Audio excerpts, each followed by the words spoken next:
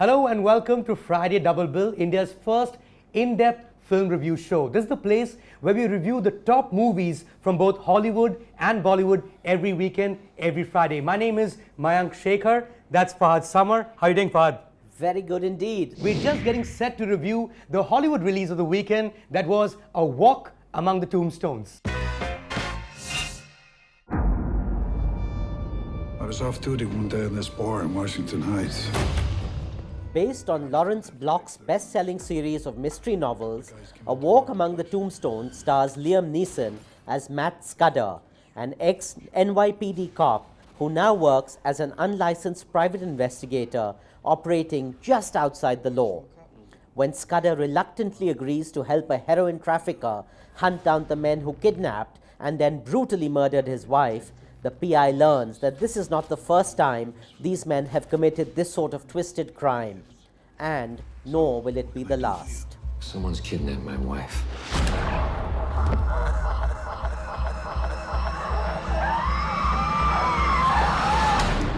I paid them, but they killed her anyway.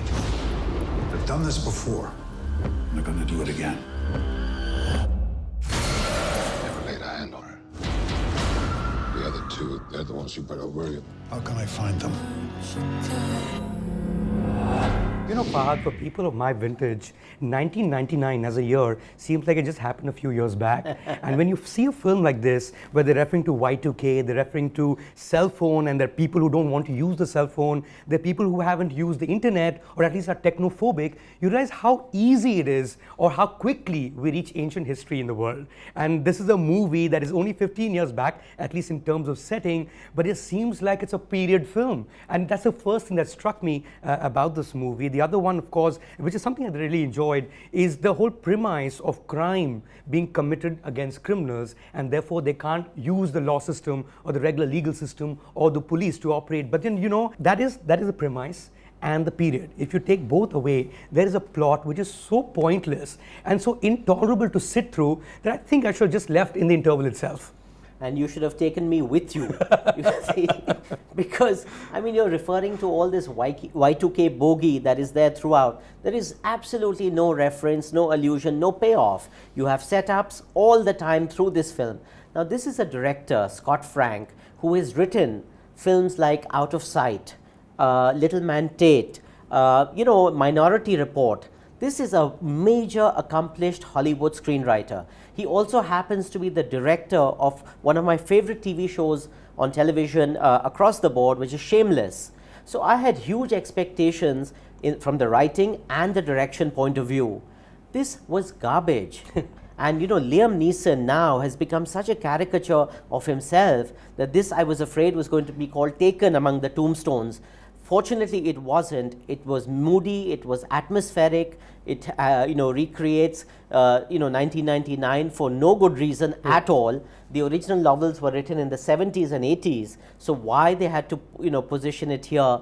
You've got this little black boy who's dying of a rare sickle cell disease, who is there for no reason, it's just as pointless. Pointless. You've got dialogue about gun control and how a loaded gun is deadly and it should never be used, etc., etc. You end up then using those guns to for all your resolutions in the film.